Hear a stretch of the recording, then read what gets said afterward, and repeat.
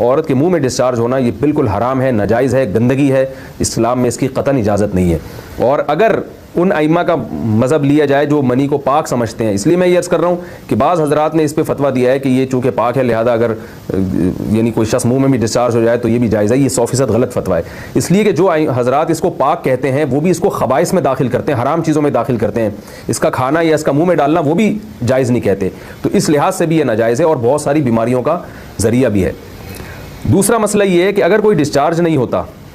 Oral sex के ज़रिए तो उसका शरई हुक्म क्या है? तो उसका हुक्म यह है कि ये इंतहाई सख्त दर्जे का मकरूह है, नापसंदीदा अमल है, और उसके सख्त दर्जे के मकरूह और हराम नहीं है लेकिन बहुत ज़्यादा नापसंदीदा और शरीयत के मिजाज के बिल्कुल ख़िलाफ़ है, और इस्लामी कल्चर में इसका कोई तसव्वुर नहीं था। यही वजह है कि फ़ुक़हा किराम के यहाँ इस चीज़ का तस्करा बहुत ही महदूद पैमाने पर मिलता है। ये इसकी अलामत है कि मुसलमान मुआशरा इस चीज़ से बिल्कुल भी वाकिफ़ नहीं था कि ये क्या होता है। तो ये चीज़ गैरों से आई है, गैर मुस्लिमों से हमारे मुआशरे में जो उनकी मूवीज़ देख देख के, फोश फिल्में देख देख के नौजवानों में इस चीज़ ने सरायत किया, वरना ये इंसान तभी तौर पर इस अमल से बहुत ज़्यादा नफरत करता है। कोई भी शरीफ तबा आदमी ज़हनी तौर पर इसके लिए तैयार नहीं होगा।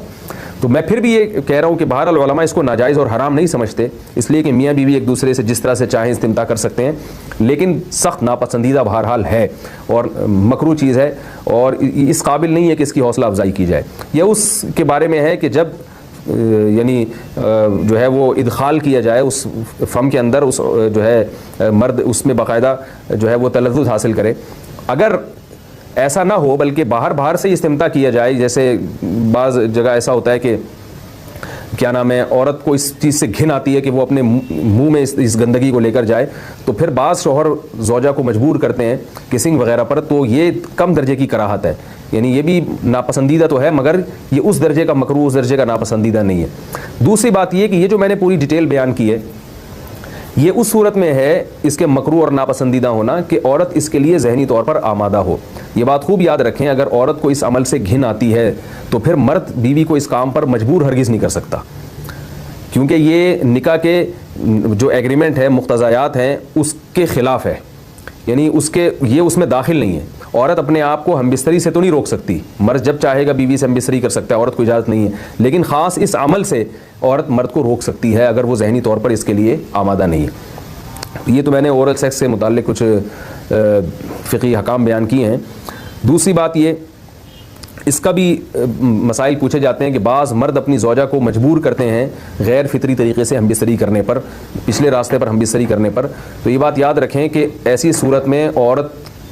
पर असल हुक्म यही है कि वो ऐसे मर्द से तलाक़ ले ले और उसको अपने करीब ना आने दे, क्योंकि इसमें नुकसान ये होता है कि अगर औरत इस काम की मर्द को इजाज़त दे दे तो कुछ वक्त के बाद उसकी अपनी नेचर तब्दील हो जाती है, अपनी फितरत बदल जाती है और उसे इसी इस गैर फितरी काम में लज़्ज़त आना शुरू हो जाती है। तो अपने आप को गंदगी से बचाना ये बहुत ज़रूरी है। और अगर वो ये समझती है कि तलाक़ के बाद उसके दोबारा निकाह नहीं होगा, उसकी ज़िंदगी तबाह नहीं होगी, तो फिर सख्त मजबूरी में अगर मर्द उसको धमकियाँ देता है मारने की या तलाक़ की, तो ऐसी मजबूरी में फिर अल्लाह की रहमत से उम्मीद है कि गुनाह सिर्फ मर्द के कंधों पर होगा।